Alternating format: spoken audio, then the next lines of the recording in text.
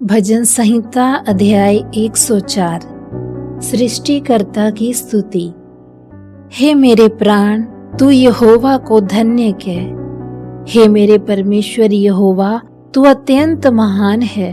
तू वैभव और ऐश्वर्य का वस्त्र पहने हुए है, जो उजाले को चादर के समान ओढ़े रहता है और आकाश को तंबू के समान ताने रहता है, जो अपनी अटारियों की कड़ियां जल में धरता है और मेघों को अपना रथ बनाता है और पवन के पंखों पर चलता है, जो पवनों को अपने स्वर्गदूत और धधकती आग को अपने टहलुए बनाता है। तूने पृथ्वी को उसकी नींव पर स्थिर किया है कि वह कभी न डगमगाए। तूने उसको गहरे सागर से ढांप दिया है, जैसे वस्त्र से।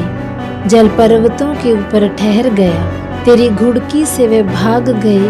तेरे गर्जने का शब्द सुनते ही वे उतावली करके बह गए। वे पहाड़ों पर चढ़ गए और तराइयों के मार्ग से उस स्थान में उतर गए जिसे तूने उनके लिए तैयार किया था। तूने एक सीमा ठहराई जिसको वे नहीं लांघ सकते और न फिरकर सथल को ढांप सकते हैं।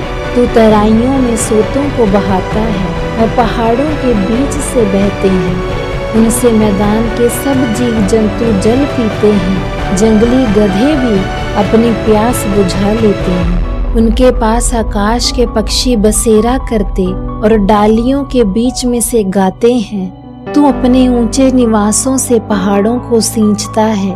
तेरे कामों के फल से पृथ्वी तृप्त रहती है। तू पशुओं के लिए घास और मनुष्यों के काम के लिए वनस्पतियां उपजाता है, और इस रीति भूमि से वह भोजन वस्तुएं उत्पन्न करता है, और दाख मधु जिससे मनुष्य का हृदय आनंदित होता है, और तेल जिससे उसका मुख चमकता है, और रोटी कि मनुष्य को बल प्रदान करे। यहोवा के वृक्ष तृप्त रहते हैं, अर्थात लबानोन के देवदार जो उसी के लगाए हुए हैं। उनमें चिड़ियां अपने घोंसले बनाती हैं। लगलग का बसेरा सनोवर के वृक्षों में होता है। ऊंचे पहाड़ जंगली बकरों के लिए हैं और चट्टान शापानों के शरण स्थान हैं। उसने नियत समयों के लिए चंद्रमा को बनाया है। सूर्य अपने अस्त होने का समय जानता है। तो अंधकार करता है, तब रात हो जाती है, जिसमें वन के सब जीव जंतु घूमते फिरते हैं।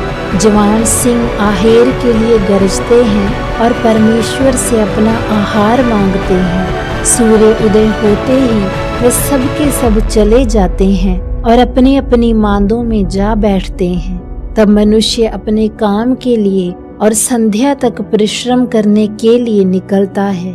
हे यहोवा, तेरे काम क्या ही अनगिनत हैं।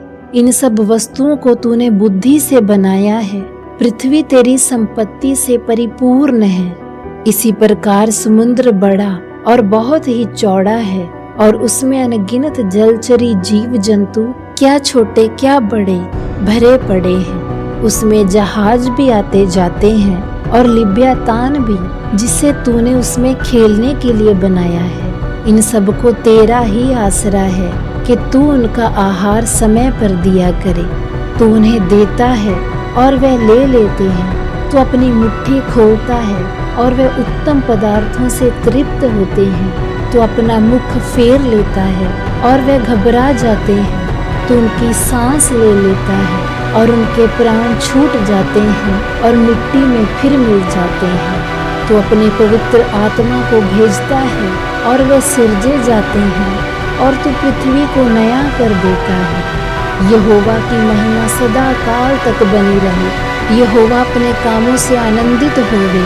उसकी दृष्टि ही से पृथ्वी कांप उठती है, और उसके छूते ही पहाड़ों से धुआं निकलता है। मैं जीवन भर यहोवा का गीत गाता रहूंगा। जब तक मैं बना रहूंगा, तब तक अपने परमेश्वर का भजन गाता रहूंगा। मेरा ध्यान करना उसको प्रिय लगे, क्योंकि मैं तो यहोवा के कारण आनंदित रहूंगा। पापी लोग पृथ्वी पर से मिट जाएं और दुष्ट लोग आगे को ना रहें। हे मेरे प्राण, यहोवा को धन्य कह। याह की स्तुति करो।